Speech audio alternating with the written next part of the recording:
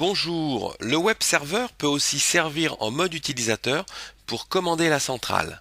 Il faut donc pour cela attribuer une adresse IP fixe au système. Cette adresse vous permettra d'accéder à la centrale à travers votre réseau informatique.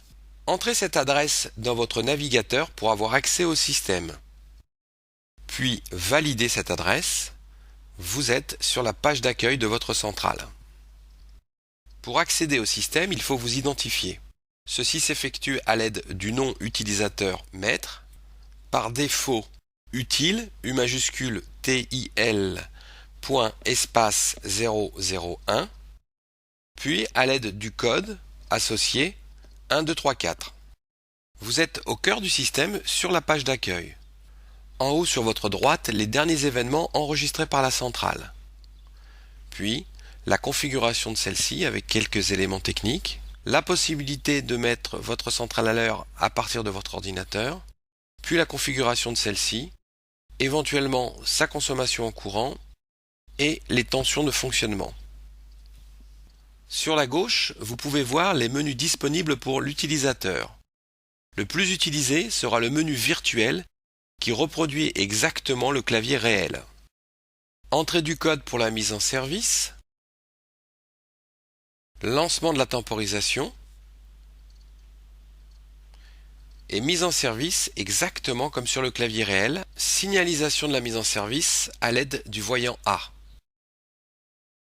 Mise à l'arrêt à l'aide du code,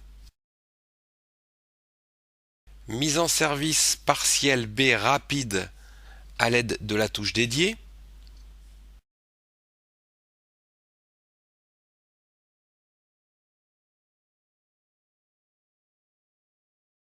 arrêt du système. On va maintenant aller dans le menu utilisateur pour créer un nouveau code.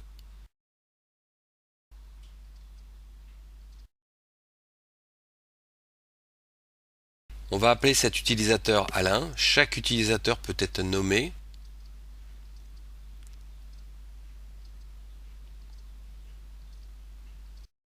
Et on va lui attribuer le code 2580.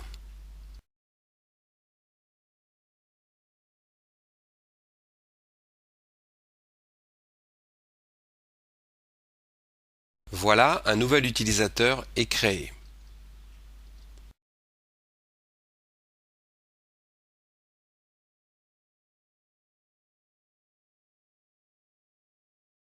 On va maintenant avoir un aperçu de la mémoire des événements qui ont été enregistrés. La mémoire d'événements enregistre tout ce qui se passe, les mises en service, les mises hors service, les alarmes, les défauts, comme les coupures d'alimentation ou les coupures de ligne téléphonique.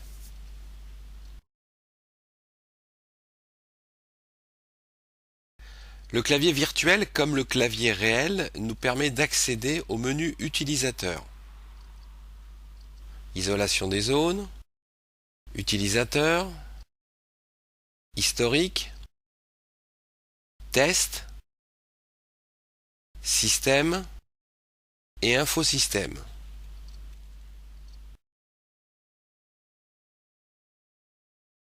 Une dernière mise en service rapide de la partielle D.